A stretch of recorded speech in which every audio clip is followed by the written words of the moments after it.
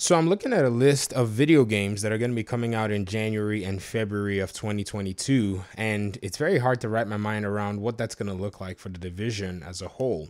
January itself was probably going to be a much, I would say, calm month in terms of the release window, but then they added God of War on PC. So I can see a lot of division dedicated PC players who have never played this game wanting to get their hands on it and trying it out. So that gives everybody something to play. The problem is, though, or I would say the challenge, I won't call it a problem, is February. This is when the developers have said they're going to be bringing out the content, or they're scheduling the content for the Division 2. Now, I think February is a solid date in regard to two things. So I'll talk about them in this video, and so let's dive in. Welcome to the GamerDad channel. Thank you guys so much for watching the video. I appreciate you guys so much. So what's going on in February? Life is Strange. People actually enjoy that game. Dying Light 2, this game is going to take so many people away from whatever games they're playing. Dynasty Warriors 9, nothing that a lot of division agents would look forward to. King of Fighters, I'm looking forward to it. Played the first few ones when I was a kid. Horizon Forbidden West is going to take a lot of people. And then Destiny 2 Witch Queen, February 22nd. This is going to be definitely something that's going to be taking in a lot of attention. Then you have Sifu, looking forward to that. Elden Ring, looking forward to that. And Saints Row, don't care. I saw the pre-alpha footage and I'm like, yep, don't care about this, whatever. Now, how does this all affect the Division 2 as a whole? Well, it's quite simple. The Division 2 is an old game already. So in regard to marketing and all it can do is just ride the waves of marketing. I've told you guys this before. I don't know if you guys kind of remember. Ubisoft would do old game DLC releases and updates and all that stuff almost in tandem with new games coming out. So all they're doing is just tossing their name in the, in the hat. And the news cycle is pretty much going to carry them on just almost for free organically, if you were to get me. And so that's one way they're going to do it. But the question you may be asking on that front is, are division agents going to want to come back and actually play the game with all these other games coming?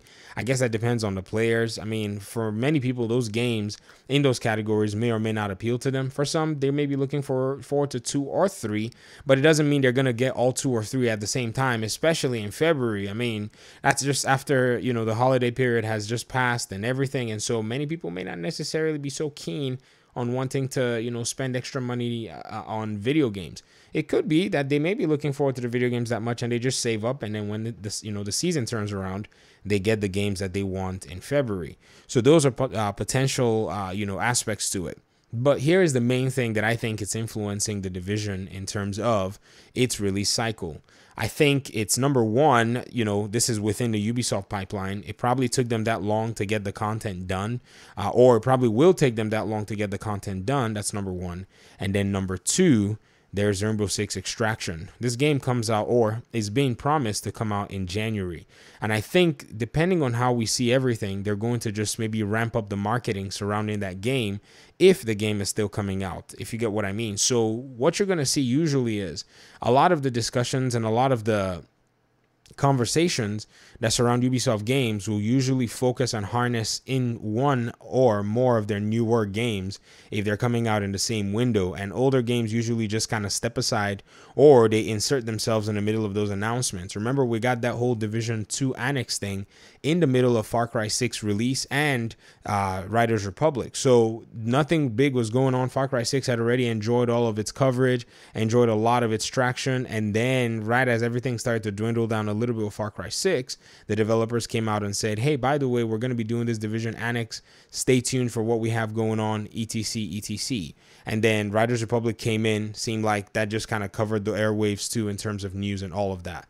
I think right now, the way we're going to see it is Rainbow Six Extraction is probably going to be what Ubisoft is more than likely paying attention to.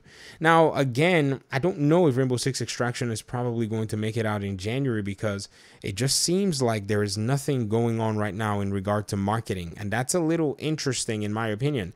Remember, Far Cry 6 had a long marketing period in terms of how long they'd been marketing it.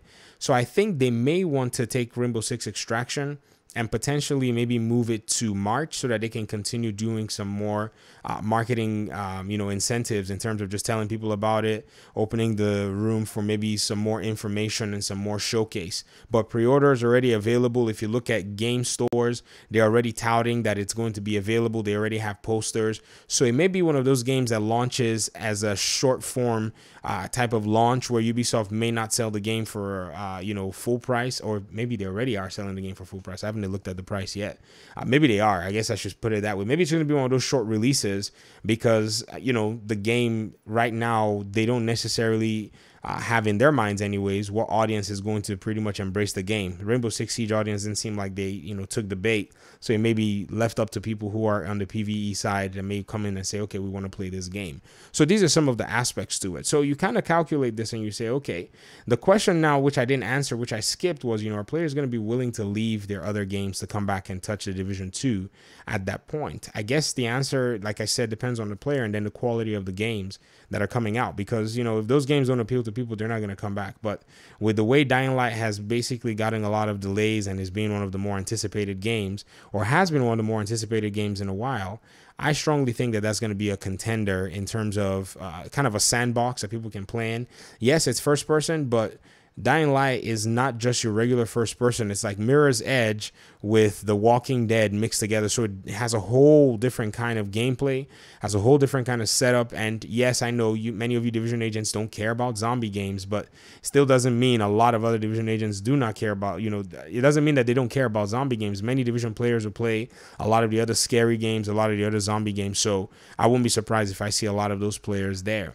So for the developers, I think the way they can continue to keep people, interested is that they continue to kind of start to open up what the timeline will look like.